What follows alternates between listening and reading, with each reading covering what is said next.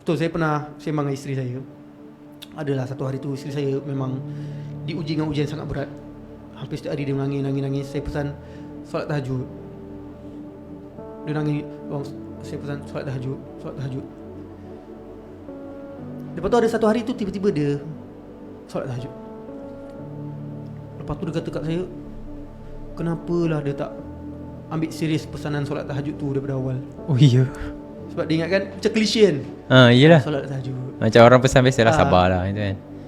Sekali dia kata bila dia solat tahajud tu, dia rasa macam beban tu ringan seringan-ringannya, macam jatuh. Dia macam dapat satu kekuatan untuk tenang menghadapi ujian tu. Sebab itulah ada ulama kata, siapa yang ada masalah tapi tak tahajud, sebenarnya kau belum cukup ada masalah lagi. Sekali ke Ustaz? Kalau kau susah, desperate, tapi kau tak tahajud, sebenarnya kau tak desperate pun lagi. Ya Allah. Kalau betul kau nak Allah tolong kau, kau akan tahajud. Tahajud tu Ya kan. jawapan bagi segala masalah lah. Ada satu kisah. Ada seorang budak perempuan time pesta buku, dia jumpa saya menangis. Ustaz, kenapa Allah tak makbulkan doa saya? Saya pun pujuklah dia. Dia kata, Allah makbulkan. Cuma Allah makbulkan dengan beberapa cara.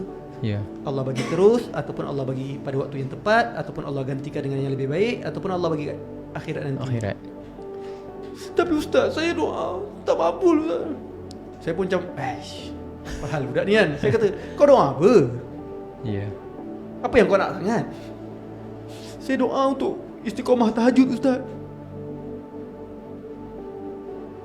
Saya terkejut. Itu doa yang dia minta. Saya ingat nak minta duit, nak kaya ke apa. Dia menangis sebab dia doa nak istiqamah tahajud. Dan dia kata sampai sekarang dia susah nak istiqamah. Ya Allah. Lepas tu saya tanyalah, jap, bila last kau tahajud? Pagi tadi Ustaz. Ya Allah. Saya pagi tadi tu pun saya tak tahajud tau. Dia boleh menangis hanya kerana dia rasa susah nak istiqamah tahajud. Dan last dia tahajud pagi tadi. Ya Allah. Saya rasa malu dengan diri saya sendiri. So memang itu the next level lah.